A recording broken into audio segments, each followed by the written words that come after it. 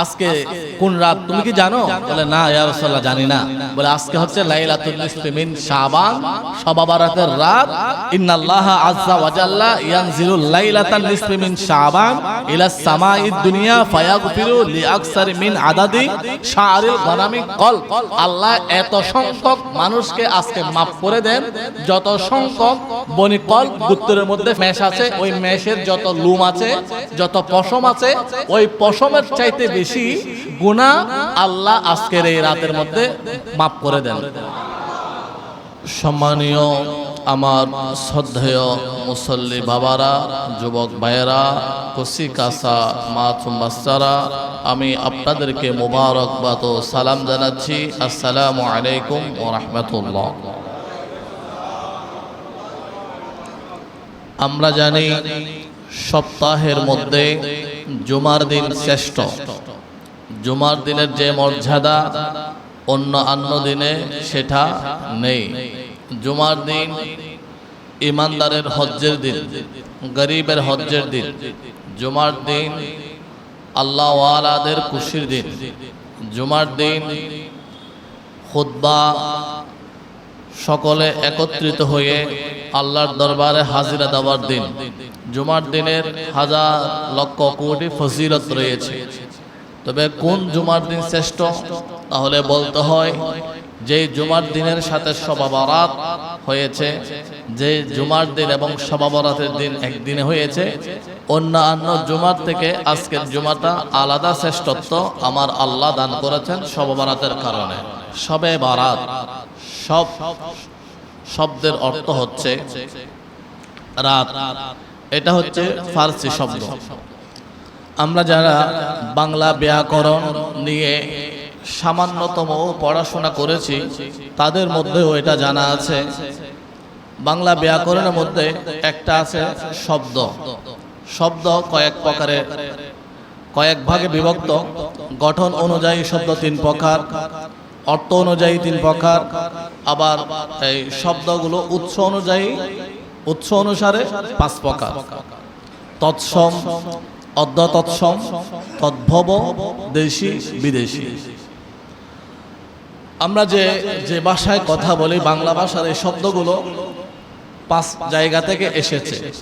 একটা হচ্ছে তৎসম মানে এটা সংস্কৃত, অর্ধ তৎসম মানে সংস্কৃত থেকে কিছু পরিবর্তন হয়ে, আর আপনার দেশি মানে এটা দেশি আদিকাল থেকে দেশে ব্যবহার হয়ে আসছে। বিদেশি মানে এখানে আরবি, বাংলা, উর্দু, ফার্সি, ইংরেজি, পর্তুগিজ সবগুলো আমাদের বাংলা ভাষার মধ্যে রয়েছে। কারণ এই চট্টগ্রামকে বলা হতো ইসলামাবাদ। আবার পুরো বাংলাদেশে বাংলা ভাষার মধ্যে যতগুলো বিদেশি শব্দ আছে, আমাদের চট্টগ্রামের ভাষার মধ্যে 60% আমরা যে কথা বলি, চট্টগ্রামের ভাষায় কথা বলি, এই চট্টগ্রামের ভাষার মধ্যে 60% শব্দ হচ্ছে আরবি এবং মিশ্রণ। আমরা এই ভাগ্যবান, কারণ এখানে আপনার ইসলাম প্রচারক যারা এসেছেন আরব থেকে, তারা এই যে আরবি ভাষায় যে কথা বলতেন এগুলোর মিশ্রিত হয়ে আমাদের চট্টগ্রামের ভাষার মধ্যে অধিকাংশ শব্দ এভাবে বিদেশি শব্দ। তো বিদেশি শব্দের মধ্যে আমরা চেয়ার, টেবিল, অনেকে জানে না চেয়ার যে খেদারা, এটা অনেকে জানে না। কলম যে আরবি শব্দ, কলমের যে বাংলা একটা অর্থ আছে, এটা আমাদের মধ্যে কেউ অনেকে জানে না। কলম এটা আরবি, আইন, আদালত এগুলো আরবি। এই আমরা চেয়ার, টেবিল এগুলো ইংরেজি। এভাবে আলমারি এগুলো পর্তুগিজ, চকলেট এটা মেক্সিকো। এভাবে বিভিন্ন শব্দ, হারিকেন, এই চা এগুলো চাইনিজ। বিভিন্ন শব্দের শব্দভান্ডার আমাদের চট্টগ্রামের ভাষা এবং বাংলা ভাষার মধ্যে আছে। তোর মধ্যে এই যে শবে বরাত, যেটা আমাদের এই ইসলামের রুকন যেগুলো আছে, ইসলামের অনুষ্ঠানে যেগুলো আছে, ইসলামের যে কতগুলো আপনার সংস্কৃতি আছে, ইসলামের কতগুলো আপনার বিশেষ বিশেষ ইবাদতের গুরুত্ব রয়েছে, এমন দিনের যে কথাগুলো আছে, এটার মধ্যে অন্যতম হচ্ছে শবে বরাত। তো শবে বরাত এটা হচ্ছে ফার্সি শব্দ। শবে অর্থ হচ্ছে রাত, আর বরাত অর্থ হচ্ছে ভাগ্য। মানে শবে বারাত অর্থাৎ ভাগ্য রজনী। তো ভাগ্য রজনী কেন বলা হয়? এটা কি কোরআনুল কারীমের মধ্যে আছে? হ্যাঁ আছে। আল্লাহ সুবহানাহু ওয়া তাআলা সূরা দুখানের 1, 2, 3, 4, 5 এই 5টা আয়াত লাইলাতুল মুবারাকা তথা শবে বারাতের উপর আল্লাহ অবতীর্ণ করেছেন। আর একটু জোরে বলুন, আল্লাহুম্মা সাল্লি আলা মাওলানা মুহাম্মদ ওয়া আলা আলি সাইয়্যিদিনা মাওলানা মুহাম্মদ। আমরা এই যে আজকে রাত শবে বারাত, এটা কিন্তু ছোটখাটো পাওয়া নয়, এটা মহান আল্লাহর পক্ষ থেকে বিশাল পাওয়া। আজকে আমি দেখলাম মুরাদপুর দিয়ে আসার সময় কিছু মানুষ 20-30 জন মানুষ দাঁড়িয়ে আছে, গোশত কিনছে। এই যে গোশত কেনার জন্য 20-30 জন, হয়তো অন্যান্য দোকান থেকে 20-30 টাকা সস্তা, এই 20 টাকা সস্তা পাওয়ার জন্য গোশত কেনার জন্য মানুষ লম্বা লাইন ধরে দাঁড়িয়ে আছে। তো আমি চিন্তা করছি কিছু মানুষ এখানে দাঁড়িয়ে আছে, আর এখানে এসে দেখলাম কিছু মানুষ এখানে মসজিদের প্রথম কয়েক কাতার আপনার সিরিয়াল ধরেছে। তো ওরাও সিরিয়াল ধরেছে, এরাও সিরিয়াল ধরেছে। আমি দেখলাম এই দুই সিরিয়াল, আমি নিজে নিজে চিন্তা করছি আর কি, কাউকে ছোট করছি না, আমি নিজে নিজে চিন্তা করছি, ওদেরকে আবার ছোট করছি না, এমনি আমি একটা নিজে নিজে চিন্তা করছি।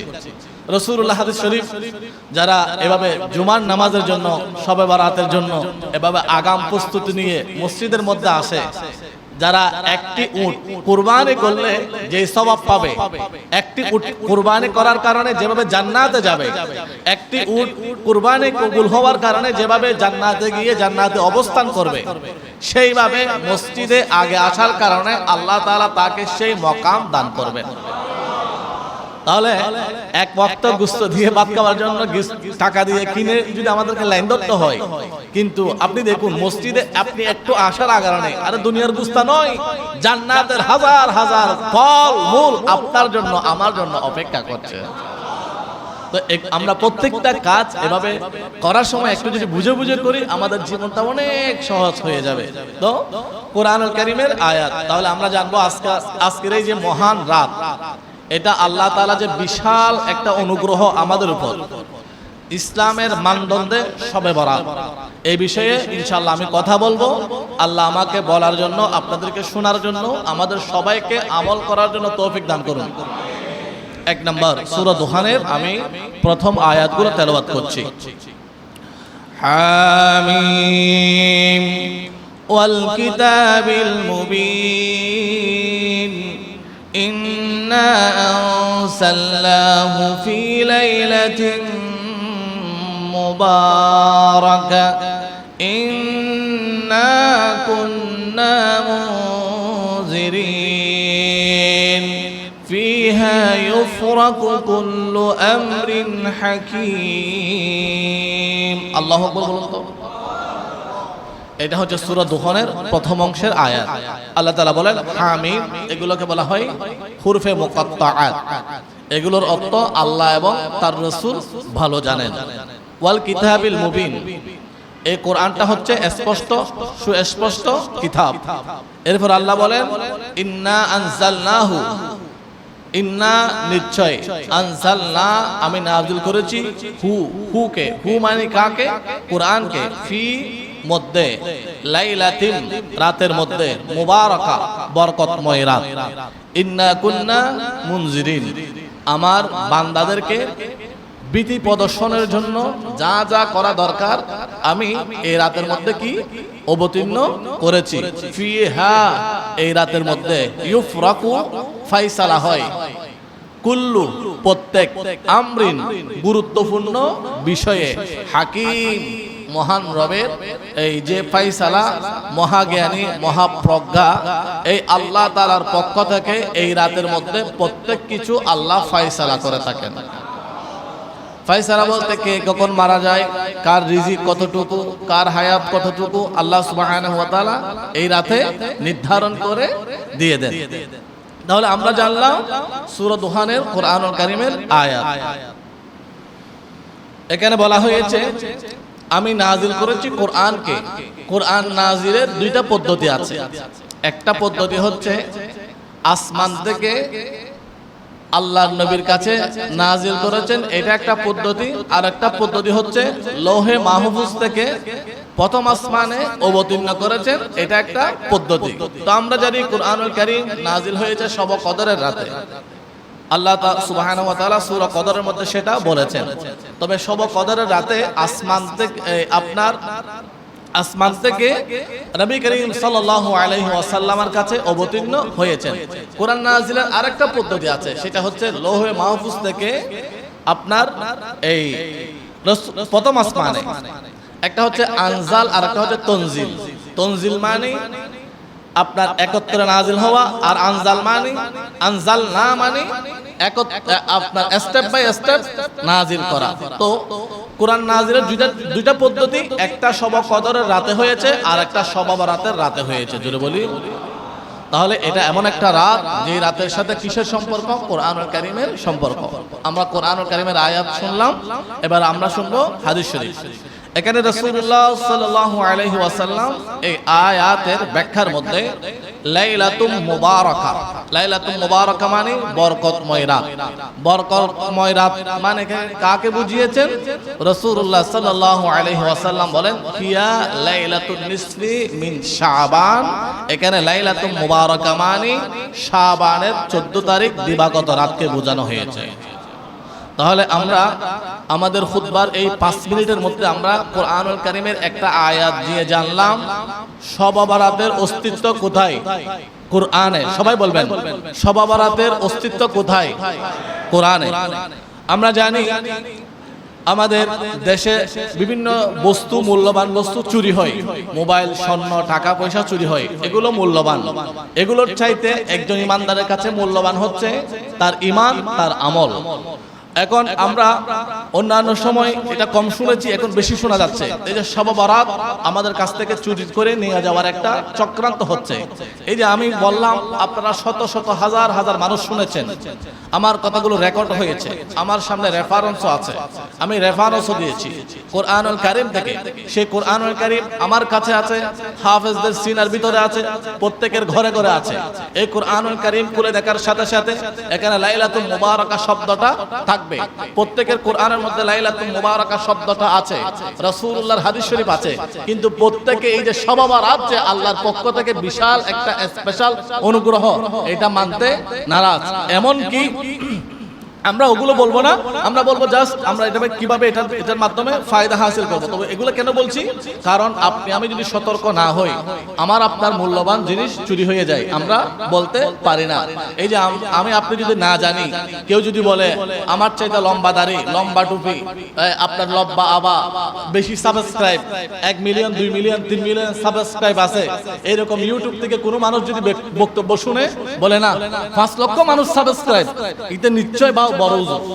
কারণ এখন 5 লক্ষ সাবস্ক্রাইব এখানে ঢুকে বলা যায় তাকে, তিনি বলছেন শবে বরাতের রাতে মসজিদে যাবেন না, এই শবে বরাতের সময় রোজা রাখবেন না। শরীয়তের একটা মাসালা হচ্ছে 1 বছরে 365 দিন, 365 দিনের মধ্যে 5 দিন রোজা রাখা হারাম। 5 দিন রোজা রাখা হারাম। একদিন হচ্ছে ঈদুল ফিতরের দিন, আর 4 দিন হচ্ছে ঈদুল আজহার দিন। টোটাল কয় দিন? 5 দিন। এরপরে শরীয়তের মধ্যে 3 ওয়াক্তে নামাজ পড়া হারাম। একটা হচ্ছে সূর্য ওঠার সময়, এই যে উদয়ের সময়। আজকে মনে হয় ফজর শেষ হয়েছে 6টা 18 মিনিটে, 6টা 18 মিনিটে ফজর ওয়াক্ত শেষ, অর্থাৎ 6টা 18 মিনিটের আগে আজকের এই দিনে আপনার ফজরের নামাজ আদায় করতে হবে। এটা ছিল ফজরের নির্দিষ্ট সময়। এরপরে ফজরের এই ওয়াক্তের নির্দিষ্ট সময়ের পরে 10 হতে 12 মিনিট সূর্য উদয় হতে সময় লাগে। এই সময়ের মধ্যে নামাজ পড়া হারাম। তাহলে নামাজ পড়ার নিষিদ্ধ সময় কয়টা? এটা হচ্ছে শরীয়তে জানা, প্রত্যেক মানুষের জানা ফরজে আইন। এই জন্য আপনারা সবাই বলবেন ইসলামী শরীয়তে নামাজ পড়ার নিষিদ্ধ সময় কয়টা? 3টা। একটা হচ্ছে সূর্য উদয়ের সময়, আর একটা হচ্ছে সূর্য যখন দ্বিপ্রহরে থাকে, একেবারে সোজাসুজি থাকে, তখন ইসলামে নামাজ আদায় করা হারাম। এরপরে হচ্ছে সূর্য যখন ডুবে যায়, সূর্য যখন ডুবে যায় তখন ইসলামে নামাজ আদায় করা হারাম। এই তিনটা সময় ছাড়া যে কোনো সময় নামাজ আদায় করা জায়েজ। এখন কেউ যদি বলে শবে বরাত উপলক্ষে রাতে মসজিদে নামাজ পড়া হারাম, তাহলে সে সরাসরি কুফরি করলো। কারণ আল্লাহ তাআলা বলেন ইসলামে নামাজ নিষিদ্ধের সময় কয়টা? তিনটা। এখন যেই ব্যক্তিটা বলল শবে বরাতের রাতে নামাজ পড়া যাবে না, তাহলে এই ব্যক্তিটা শরীয়তের উপর কি করলো? বাহাদুরি করলো, তাহলে কুফরি করলো, সরাসরি কুফরি করলো। দেখুন এই যে শবে বরাতকে অস্বীকার করার কারণে সরাসরি যে কুফরি হয়ে যাচ্ছে। এবার আমরা আসি রোজা। রোজা হচ্ছে এই যে বৎসরে 5 দিন রাখা হারাম। এখন আমরা আজকে রোজা রাখেছি, গতকালকেও রেখেছি, আগামীকালও যদি রাখি কোনো সমস্যা হবে? হবে না। রাসূলুল্লাহ বলেন মান সামা ইয়াওমান, যে ব্যক্তি একদিন নফল রোজা রাখে, কি রোজা? নফল রোজা, বা'আদাল্লাহু 70, তার জন্য আল্লাহ সুবহানাহু ওয়া তাআলা 70,000 বছর যে জাহান্নাম আছে, এই জাহান্নাম থেকে আল্লাহ সুবহানাহু ওয়া তাআলা 70,000 বছর দূরের রাস্তা জাহান্নাম, তার থেকে দূরে চলে যাবে। অর্থাৎ আপনি এক কদম হাঁটার কারণে এক কদম আগে যাচ্ছেন। আর রাসূলুল্লাহ বলেন নফল রোজা একটা রাখার কারণে 70,000 বছর আপনার থেকে জাহান্নাম দূরে চলে যাচ্ছে। তার মানে একটা নফল রোজা রাখা মানে আল্লাহ সুবহানাহু ওয়া তাআলা আপনাকে জান্নাতের সার্টিফিকেট দিচ্ছেন।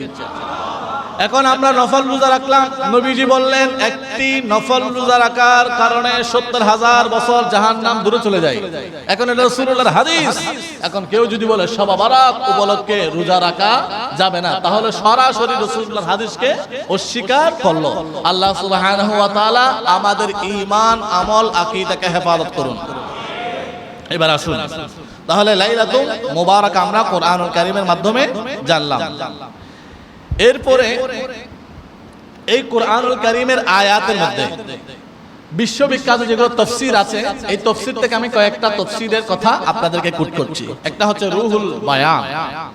এই রুহুল বায়ানের মধ্যে লাইলাতুল মুবারাকা বলতে কি বোঝানো হয়েছে তিনি বর্ণনা করছেন, আল লাইলাতুল মুবারাকা লিকাসরাতিন খায়রিহা ওয়া বারাকাতিহা। লাইলাতুল মুবারাকা মানে এটা এমন একটা বরকতময় রজনী, আল্লাহ সুবহানাহু ওয়া তাআলা শুধু কল্যাণে রেখেছেন, এই রাতের মধ্যে কোনো অকল্যাণ রাখেন নাই। যেই যত ইচ্ছা আল্লাহর খৈরিয়াত, বারাকাত, রহমত নাজিল করবেন, ওই বান্দা অর্জন করবে। কিভাবে? রাসূলুল্লাহ আরেকটা হাদিস শরীফের মধ্যে বলেন, আল্লাহ প্রথম আসমানে এসে বলেন হাল মিন মুস্তাগফিরিন হাল মিন মুস্তারজিকিন, কে আছো তোমরা ক্ষমা প্রার্থনাকারী, কে আছো তোমরা রিজিক অন্বেষণকারী।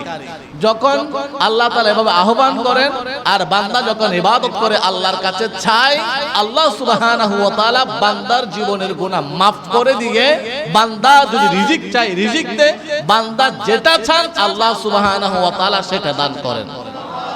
সেই রাত কোন রাত? সেই রাত হচ্ছে লাইলাতুল মুবারাকা, শবে বরাতের রাত। এটা আমি বলেছি রুহুল বায়ান, এটা বিশ্ববিখ্যাত একটা গ্রহণযোগ্য তাফসীর। আর একটা হচ্ছে কুরতুবী। এই তাফসীরে কুরতুবীকে সবাই মানে। আমাদের এই দেশের মধ্যে যত আকীদার মানুষ আছে আমরা হচ্ছে আহলুস সুন্নাত ওয়াল জামাত।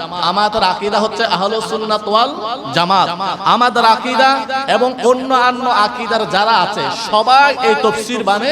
সেই তাফসীরের নাম হচ্ছে কুরতুবী।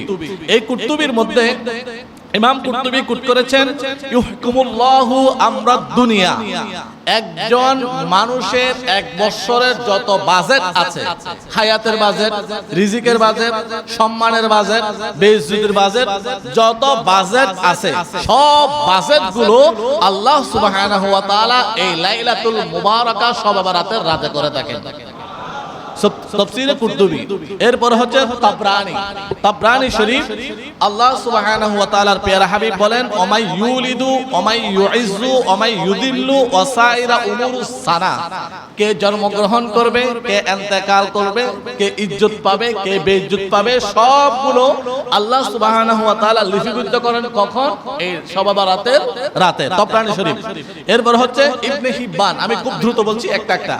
এরপর হচ্ছে ইবনে হিব্বান সহিহ ইবনে হিব্বানের মধ্যে রাসূলুল্লাহ সাল্লাল্লাহু আলাইহি ওয়াসাল্লাম হাদিস শরীফ কোট করেছেন। রাসূলুল্লাহ বলেন, ইন্না লিল্লাহি লা ইয়াত্তালিউ ফি লাইলাতিন নিসফি মিন শাবান, নিশ্চয় আল্লাহ সুবহানাহু ওয়া তাআলা লাইলাতুন নিসফি মিন শাবান অর্থাৎ শাবানের মধ্যবর্তী রাত তথা শবে বরাতের রাতে ফায়াগফিরু ক্ষমা করে দেন লিজামিইন সবাইকে, খলকিহি আল্লাহ সৃষ্টির মধ্যে, ইল্লা লিমুশরিকিন মুশরিক ছাড়া, আও মুহাসিন হিংসুক ব্যক্তি ছাড়া শবে বরাতের রাতে আল্লাহ সবাইকে ক্ষমা করে দেন।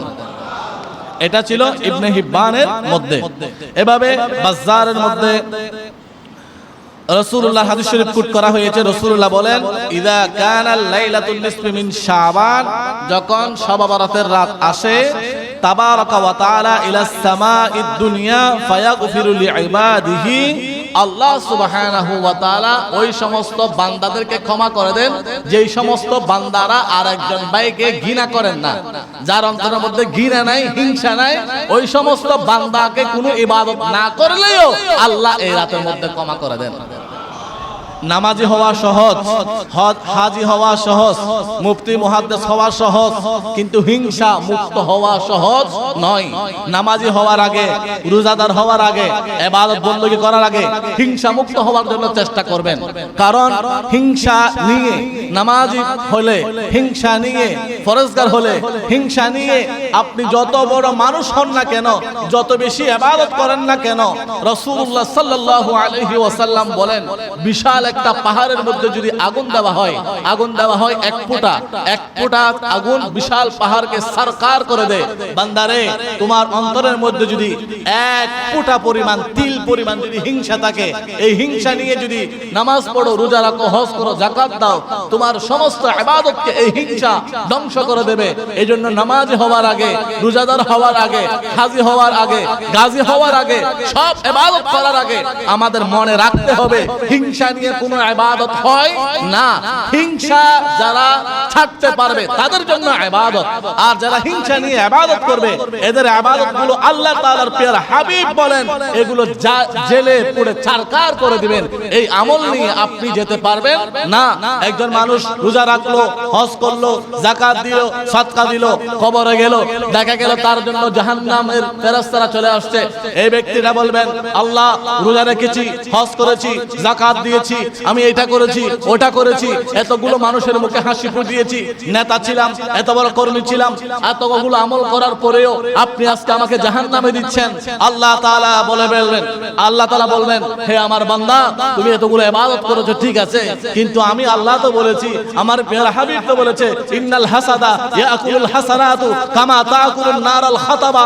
বান্দার অন্তরে যদি এক ফোঁটা হিংসা থাকে, এক ফোঁটা হিংসা নিয়ে যদি বান্দা যদি 1000 রাকাত নামাজ পড়ে, 1000 বার হজ করে, 1000 বার যাকাত দেয়, এই সবগুলো ইবাদত বান্দার এক ফোঁটা হিংসার কারণে শেষ হয়ে যায়। বান্দারে, তুই ইবাদত করলি, আমার কথা মেনে চললি, কিন্তু হিংসা মুক্ত জীবন করতে পারস নাই, এইজন্য তোর হিংসাটা তোর সমস্ত ইবাদত ধ্বংস করে দিয়েছে।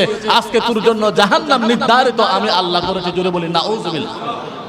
এইজন্য আল্লাহ তাআলা, আমরা জানি ইবাদত করলে সওয়াব পাই। আল্লাহ তাআলা প্রিয় হাবিব বলেন, আজকের রাতে ইবাদত না করলেও সওয়াব, ইবাদত না করলেও ওই সমস্ত বান্দাদেরকে আল্লাহ maaf করে দিবেন। কাদেরকে? লিমুহাসিদিন, যাদের অন্তরের মধ্যে হিংসা নাই। আপনি প্রত্যেকদিন ফজরের সময় ঘুম থেকে উঠে নিজেকে নিজে প্রশ্ন করবেন, আমার অন্তরে কি কোনো হিংসা আছে? আমি আজকে ফজরের নামাজের পরে যখন শুইলাম, তখন আমি চিন্তা করতেছি আমি কাকে ঘৃণা করি। আমি আপনাদেরকে খুশি করার জন্য বলছি না, আমি নিজে নিজে এটা চিন্তা করছি, দেখলাম আলহামদুলিল্লাহ আমার অন্তরে কোনো মানুষের প্রতি হিংসা নাই। তো আপনি এটা রাতে ঘুমানোর সময় আপনি এটা ভাববেন, আল্লাহুম্মা বিইসমিকা আমুতু ওয়া আহইয়া, আল্লাহ তোমার নামে মরে যাচ্ছি, তুমি যদি আবার নিঃশ্বাসটা ফিরিয়ে দাও, আল্লাহ আমি বিছানা থেকে উঠতে পারবো না, হয়ে উঠতে পারবো না। আপনি একবার কল্পনা করবেন, আমার নিঃশ্বাসটা যদি এখন শেষ নিঃশ্বাস হয়, একবার কল্পনা করবেন, আমার নিঃশ্বাসটা যদি এখন শেষ নিঃশ্বাস হয়, আমি নিঃশ্বাস বন্ধ করব। বন্ধ করার পরে আমার আশেপাশে যারা আছে তারা আমার কাছে আসবে, দেখবে আমার নাড়াছাড়া নাই। আমার নাড়াছাড়া না দেখে কেউ একজন চিৎকার দিবে, এই মানুষটা নাড়াছাড়া নাই, এই মানুষটা নাড়াছাড়া নাই। চিৎকার শুনে আর 5 জন আসবে। 5 জন এসে তাদের মধ্যে যদি অভিজ্ঞ থাকে কেউ, তখন বলতে পারবে এই মানুষটা আর নাই। আর যদি অভিজ্ঞ না থাকে তাহলে তারা বেশি বেশি আমাকে মেডিকেলে নিয়ে আসবে। মেডিকেলে নিয়ে আসার সময় আমাকে এমার্জেন্সিতে নিয়ে যাবে। এমার্জেন্সিতে নিয়ে যাওয়ার সময় তারা দেখবে, ডাক্তার চেক আপ করে দেখবে, এখানে হাত রাখার সাথে সাথে ডাক্তার বলতে পারবে আমার আর রুহ নাই। এখান থেকে আমাকে নিয়ে যাবে, নিয়ে আমাকে অল্প গরম পানি করবে, গরম পানি করে আমাকে একটা গোসল দেওয়াবে, আমাকে আমার হাতগুলো মুখগুলো এভাবে মাসে করে আমাকে গোসল দেওয়াবে। গোসল দেওয়ার পরে আমার জন্য তিনটা কাপড়ের কাপড়, আমরা যে কাপড়গুলো পরছি এর চাইতে নরমাল কাপড়, একেবারে পাতলা কাপড়, সাদা কাপড়, এই তিনটা কাপড় আমরা ছেলেদেরকে দিবে। এই তিনটা দিয়ে তিনটা বাদ দিয়ে আমাদেরকে সোজাসুজি নিয়ে আসবে, নিয়ে এসে সোজাসুজি একটা গর্ত করে সেই গর্তের মধ্যে দিয়ে দিবে। আপনার যে হাজার পরিচয় আছে, ব্যাংক ব্যালেন্স, অর্থ স্বার্থ, ক্ষমতা, অর্থনীতি, সমাজনীতি, রাজনীতি, সব কিছু রিজেক্টেড। আপনার আর কোনো পরিচয় থাকবে না, আপনাকে আর কেউ সেলুট জানাবে না, আপনাকে মা বাবা স্যার বলবে, কেউ বলে আপনাকে আহ্বান করবে না। এখানেই আপনার শেষ। এই যে আপনার এই শেষ হওয়া মুহূর্তটা, এটা শেষ মানে শেষ নয়, এটা শেষ মানে শুরু। এই শেষের শুরু কোথায় জানেন? 1 বছর, 2 বছর, 100 বছর, 1000 বছর, লক্ষ বছর, কোটি বছর, নয় কিয়ামত পর্যন্ত এখানে আপনাকে থাকতে হবে। আপনি 20 বছর শান্তিতে বসবাস করার জন্য আপনার স্বপ্নের একটা ফ্লাইট বাড়ি আপনি নির্মাণ করছেন, ডুপ্লেক্স বাড়ি আপনি নির্মাণ করছেন। আপনার স্বপ্ন হচ্ছে আপনি থাকবেন, আপনার সন্তান থাকবে, আবার নাতি থাকবে। আপনার এই স্বপ্ন, এই ছোট্ট বাড়ি করার জন্য আপনি কত কষ্ট করেছেন। এই বাড়ির মেয়াদ সর্বোচ্চ কত বছর? 100 বছর। কিন্তু যেই কবরের মধ্যে আপনি তিনটা কাপড়ের কাপড় নিয়ে যাবেন, এই কবরের মেয়াদ 100 বছর নয়, 1000 বছর নয়, আজ থেকে 5000 বছর যারা আগে এসেছিল তারাও সেই কবরে, আজ থেকে 2000 বছর আগে যারা এসেছিল তারাও সেই কবরে, আজ থেকে 500 বছর আগে যারা এসেছিল তারাও সেই কবরে। সুতরাং এখানে আমার আপনার থাকার কোনো সিস্টেম নাই, এখানে কেউ থাকতে পারে নাই। আপনাকে আমাকে যেতে হবে, যাওয়ার জন্য আপনাকে যেটা সর্বপ্রথম করতে হবে হিংসা মুক্ত ইবাদত, হিংসা মুক্ত জীবন যাপন আল্লাহ আমাকে আপনাকে করার জন্য তৌফিক দান করুন। এরপরে আতা আল-লাইল, এটা হচ্ছে দান দক্ষিণার রাত। কিভাবে? আল্লাহ সুবহানাহু ওয়া তাআলা বলেন হাল মিন মুস্তাগফিরিন ফাআগফিরালা, হাল মিন মুস্তারজিকিন ফাআরযুকালা। যে ক্ষমা চাইবে তাকে ক্ষমা দিব, যে রিজিক চাইবে তাকে রিজিক দিব। অর্থাৎ এই রাতের মধ্যে যে যা চাইবে আল্লাহ সুবহানাহু ওয়া তাআলা তা দিবেন। আমরা হাদিস শরীফের মধ্যে সেটা পাই। রাসূলুল্লাহ সাল্লাল্লাহু আলাইহি ওয়াসাল্লাম বলেন খামসু লায়ালি, 1 বছরে 5টা রাত। খামসু মানে 5, লায়াল মানে রাতের বহু বচন, আর আপনার 5 রাত। লা তুরাদ্দু, আল্লাহ পিড়িয়ে দেন না, ফিহিন্না, যেগুলো করা হয় এর মধ্যে আদ-দুআ, অর্থাৎ এই 5 রাতে আল্লাহর বান্দারা যে দোয়া করবেন এই দোয়াগুলো আল্লাহ কি দেন না? ফিরিয়ে দেন না। অর্থাৎ দোয়া করার সাথে সাথে কবুল, করার সাথে সাথে কবুল। বলে সেই রাতগুলো কি কি? বলে 1 নম্বর লাইলাতুল জুমআ, একটা হচ্ছে জুমার রাত। জুমার রাত বলা হয় ওই বৃহস্পতিবার দিবাগত রাতকে বলা হয় জুমার রাত। আর একটা হচ্ছে ওয়া আউয়ালু মিন রজবিন, রজবের প্রথম রাত। আর একটা হচ্ছে ওয়ালাইলাতুন নিসফি মিন শাবান, শবে-বরাতের রাত, আজকের রাত। আর একটা হচ্ছে ওয়ালাইলাতুল ঈদাইন, 2 ঈদের 2 রাত। এটা এক riwayat। আর এক riwayatের মধ্যে ওই জুমার রাতের জায়গায় আছে লাইলাতুল কদরের রাত। তাহলে এই 5 রাতের মধ্যে বান্দা দোয়া করলে আল্লাহ দোয়া কি দেন না? ফিরিয়ে দেন না। এরপরে ইবনে রজব হাম্বলি রাহমাতুল্লাহি তাআলা আলাইহি বলেন, ইবনে রজব হাম্বলি এই যে লতাইফুল মাআরিফ, এটা বিশ্ববিখ্যাত একটা কিতাব। এই কিতাবের 138 পৃষ্ঠার মধ্যে ইনি রাসূলুল্লাহর হাদিস শরীফ কোট করেছেন। আল্লাহ তাআলা প্যারা হাবিব বলেন ইন্নাল্লাহা তাআলা ইয়াবাসু লাইলাতুন নিসফি মিন শাবান, লাইলাতুন নিসফি মিন শাবান রাতের মধ্যে জিবরাইল আলাইহিস সালাতু ওয়াস সালাম ইলাল জান্নাতি ফায়ামুরুহা, জান্নাত থেকে জিবরাইল এই দুনিয়াতে এসে পুরো দুনিয়াতে জান্নাতের রঙে রঙিন করে দেন, জান্নাতের সাজে সজ্জিত করে দেন। সজ্জিত করে দিয়ে কি হয়? বলে এই রাতে যেই সমস্ত বান্দারা যেই দোয়া করবে আল্লাহ সুবহানাহু ওয়া তাআলা ওই দোয়াগুলো, বান্দার দোয়াগুলো কবুল করার জন্য ফেরেশতারাও আল্লাহর কাছে সুপারিশ করেন। আমি যে যতটুকু কথা বলছি সবগুলো কিন্তু হাদিস শরীফ বলছি আর এই শব্দ শব্দ অনুবাদ করছি। এরপরে তাবেঈ, যারা রাসূলুল্লাহ সাহাবীকে দেখেছেন ঈমানের চক্ষে, তাদেরকে বলা হয় তাবেঈ। তারা কিভাবে লাইলাতুল বারাত পালন করেছেন? তাবেঈ মানে রাসূলুল্লাহ সাহাবীকে তারা দেখেছেন, তারা জান্নাতি, রাসূলুল্লাহ বলেন খায়রুল কুরুন সুম্মাল্লাযিনা ইয়ালাউনাহুম সুম্মাল্লাযিনা ইয়ালাউনাহুম, আমার যুগ, আমার সাহাবীর যুগ, তাবেঈর যুগ, এটা হচ্ছে উত্তম যুগ। আমরা জানি সুন্নাহ হাদিস, হাদিস মানে রাসূলুল্লাহর কথা, আর সুন্নাহ মানে রাসূলুল্লাহর কথা, সাহাবীর কথা, তাবেঈর কথা। রাসূলুল্লাহর কথার উপর যেভাবে আমল করা ওয়াজিব, সাহাবীর কথার উপর আমল করা ওয়াজিব, তাবেঈর কথার উপর আমল করা ওয়াজিব। এই তাবেঈগুলো কিভাবে শবে বরাত পালন করেছেন? হযরত খালিদ ইবনে মাদান ইনি বলেন ফি কিয়ামিহা ফিল মসজিদি জামাআতি, জামাত সহকারে নামাজ পড়ে পড়ে ইনি লাইলাতুল বরাতের রাতটা অতিবাহিত করেছেন।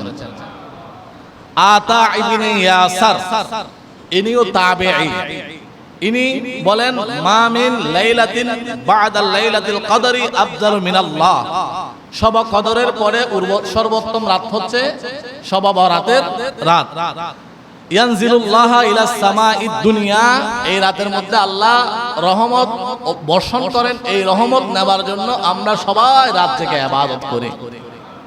এরপর হচ্ছে খালিদ ইবনে মাদান, উনি বলেন ইয়ালবিসুনা ফীহি মা আহসানু সিয়াবাহুম, সর্বোত্তম পাক পরিচ্ছন্ন কাপড় পরে এসে আমরা সারা রাত ইবাদত করি। জোরে বলুন।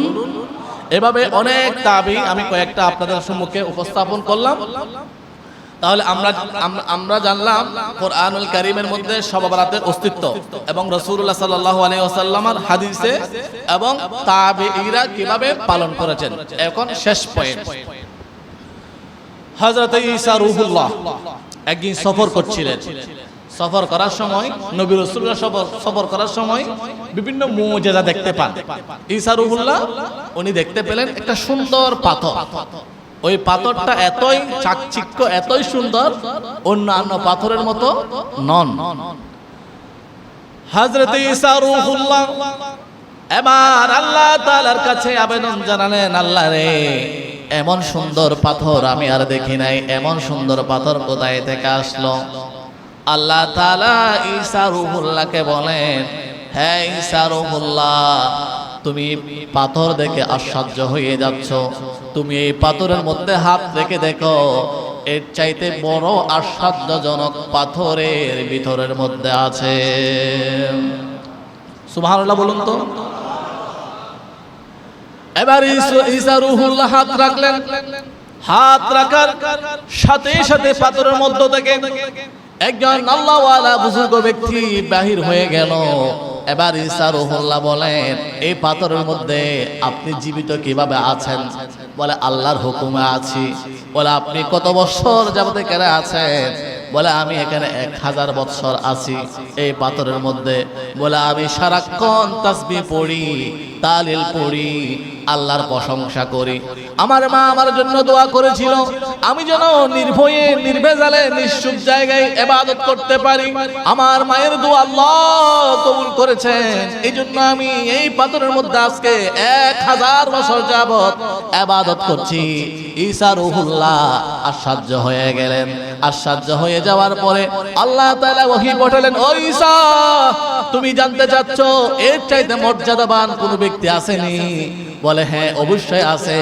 আমার সর্বকালের সর্বশ্রেষ্ঠ নবী, যাকে আমি সবার শেষে পাঠাবো, সাইয়্যিদুল মুরসালিন নবী রাহমাতুল লিল আলামিনের উম্মতদেরকে আমি একটা রাত দান করেছি, যে রাতের নাম হচ্ছে শবে বরাত। ওই রাতের মধ্যে যারা জাগন থাকে আমি আল্লাহর কাছে সিজদা দিবে, চোখের পানি ঝরাবে, কোরআনুল কারীম তেলাওয়াত করবে, ইস্তিগফার করবে। ওই এক রাত ইবাদত করার কারণে এই বান্দা 1000 বছর ইবাদত করে যত সওয়াব পেল, আমি আমার নবী মুহাম্মদ সাল্লাল্লাহু আলাইহি ওয়াসাল্লামের উম্মতকে এক রাত ইবাদত করার কারণে ততগুলো সওয়াব দান করব। এবার আমরা জানবো সংক্ষিপ্ত 2-3 মিনিটের মধ্যে শেষ, নবীজি শবে বরাতের রাতে কি কি ইবাদত করেছেন। নবী করিম সাল্লাল্লাহু আলাইহি ওয়াসাল্লাম শবে বরাতের রাতে কি কি ইবাদত করেছেন। আম্মা জান আয়েশা রাদিয়াল্লাহু তাআলা আনহা বর্ণনা করছেন,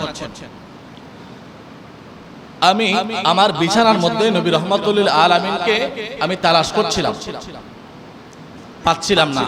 আমি ঘর থেকে বের হলাম। ফাইদান হুয়া ফিল বাকি, দেখলাম তিনি জান্নাতুল বাকির মধ্যে গিয়ে কাঁদছেন। আমি নবী করিম সাল্লাল্লাহু আলাইহি ওয়াসাল্লামের কদমের পাশে দাঁড়ালাম। নবী করিম সাল্লাল্লাহু আলাইহি ওয়াসাল্লাম আমার দিকে তাকালেন, আমার দিকে তাকিয়ে বললেন, আকুনতি তাখাফিনা, হে আয়েশা তুমি কি ভয় পেয়েছো? আমি নবী কোথায় গিয়েছি, তুমি কি এটা নিয়ে ভয় পেয়েছো? বলি ইয়া রাসূলুল্লাহ, আমি ভয় পেয়েছি বলতে আপনাকে বিছানায় তালাশ করলাম, বিছানায় পাই নাই, তো আপনি কোথায় আছেন এটা দেখার জন্য আমি একটু বের হলাম। বলে আমি বের হলাম, তুমি বের হয়েছো, আমাকে দেখতে পেয়েছো জান্নাতুল বাকির মধ্যে, আমি এখন আসিনি, আমি রাতের প্রথম থেকে এসেছি, তুমি আসছো রাতের শেষ ভাগে। বলি ইয়া রাসূলুল্লাহ, আপনি সারা রাত দাঁড়িয়েছিলেন? হ্যাঁ, আমি সারা রাত দাঁড়িয়েছিলাম।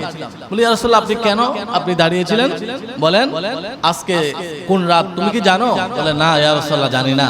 বলে আজকে হচ্ছে লাইলাতুল নিসফি মিন শাবান, শবে বরাতের রাত। ইন্নাল্লাহা আযজা ওয়া জাল্লা ইয়ানজিলুল লাইলাতান নিসফি মিন শাবান ইলা সামাঈদ দুনিয়া ফায়াগফিরু লিআকসারি মিন আদাদি শাআরিল গনামি কল। আল্লাহ এত সংখ্যক মানুষকে আজকে মাফ করে দেন যত সংখ্যক বনি কল গোত্রের মধ্যে মেষ আছে, ওই মেষের যত লুম আছে, যত পশম আছে, ওই পশমের চাইতে বেশি গুনাহ আল্লাহ আজকের এই রাতের মধ্যে মাফ করে দেন। মেষের পশম বেশ নাকি কম? আপনার যেগুলো আরবের মধ্যে দুম্বা আছে, এই দুম্বার পশমগুলো কিন্তু গণনা করা যাবে না, এটা রাসূলুল্লাহ উদাহরণ দিয়েছেন। এই জন্য কারণ অগণিত মানুষকে আল্লাহ এই রাতের মধ্যে কি করে দেন? ক্ষমা করে দেন। তাহলে এটা তিরমিজি শরীফের আপনার 637 নং হাদিস। তাহলে 86 হাদিসের মধ্যে নবী করিম সাল্লাল্লাহু আলাইহি ওয়াসাল্লাম শবে বরাতের রাতে কি ইবাদত করেছেন সেটা আছে। এরপরে নবী করিম সাল্লাল্লাহু আলাইহি ওয়াসাল্লাম, এটা এক বছরের কথা, আরেক বছর কি হলো? নবী করিম সাল্লাল্লাহু আলাইহি ওয়াসাল্লাম নামাজের সিজদা দিলেন। আমরা সিজদা দিয়ে 3 বার, 5 বার, 7 বার, 9 বার, 11 বার, 13 বার, 15 বার এভাবে পড়ি। কিন্তু নবীজি সিজদা দিয়ে আর মাথা মুবারক তুলছেন না, মাথা মুবারক উত্তোলন করছেন না। মা আয়েশা নবী করিম সাল্লাল্লাহু আলাইহি ওয়াসাল্লামের পাশে গেলেন। নবীজির পা মুবারকের মধ্যে মা আয়েশা কান মুবারক লাগিয়ে দেখলেন, মানে মনে হচ্ছে নবীজি দুনিয়া থেকে ইন্তেকাল করেছেন।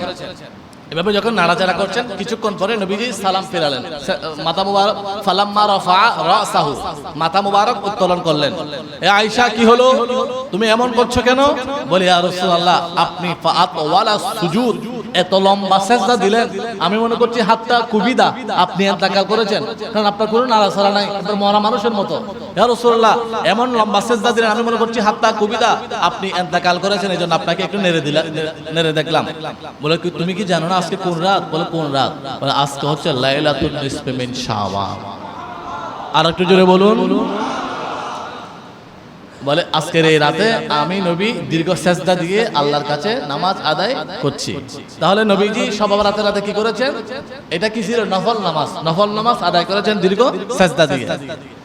3 নাম্বার, আর বাড়াচ্ছি না।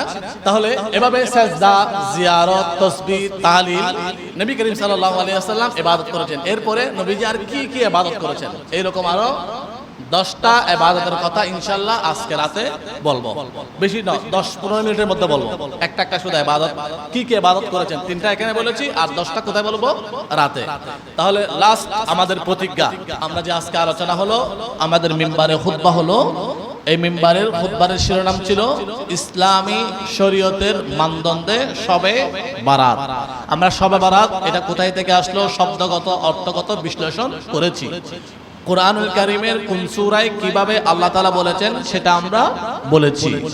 এরপরে এই রাত সম্পর্কে নবী করিম সাল্লাল্লাহু আলাইহি ওয়াসাল্লামের 7টা হাদিস শরীফ আমরা কোট করেছি, আপনারা শ্রবণ করেছেন। এরপরে তাবেঈরা কিভাবে এই রাতকে অতিবাহিত করত সেটা আমরা বলেছি, আপনারা শ্রবণ করেছেন। এরপরে এই রাতে নবী করিম সাল্লাল্লাহু আলাইহি ওয়াসাল্লাম কি কি ইবাদত করত সেখান থেকে আমি 3টি ইবাদতের কথা বলেছি। এগুলো বলার শেষ মুহূর্ত আমাদের প্রতিজ্ঞা হচ্ছে আজকের যে রাত লাইলাতুল মুবারাকা, শবে বরাতের রাত, নবী করিম সাল্লাল্লাহু আলাইহি ওয়াসাল্লাম যেভাবে বলেছেন, সাহাবীরা তাবেঈরা যেভাবে করেছেন, আমাদেরকে সেইভাবে আজকের রাতটা অতিবাহিত করার জন্য তৌফিক দান করুন। আর একটা সমাজে প্রচলিত আছে হালুয়া, সিন্নি অথবা রুটি। এটা আমাদের মা বোনরা আজকে রাতে পরিবেশন করে থাকেন। নবী করিম সাল্লাল্লাহু আলাইহি ওয়াসাল্লাম যেই সমস্ত খাবার পছন্দ করতেন তার মধ্যে অন্যতম হচ্ছে হালুয়া। ইউহিব্বুল হালুয়া। হালুয়া এটা আরবি শব্দ, এটার বাংলা অর্থ হচ্ছে মিষ্টান্ন। হালুয়া এটা নবীজির পছন্দের খাবার।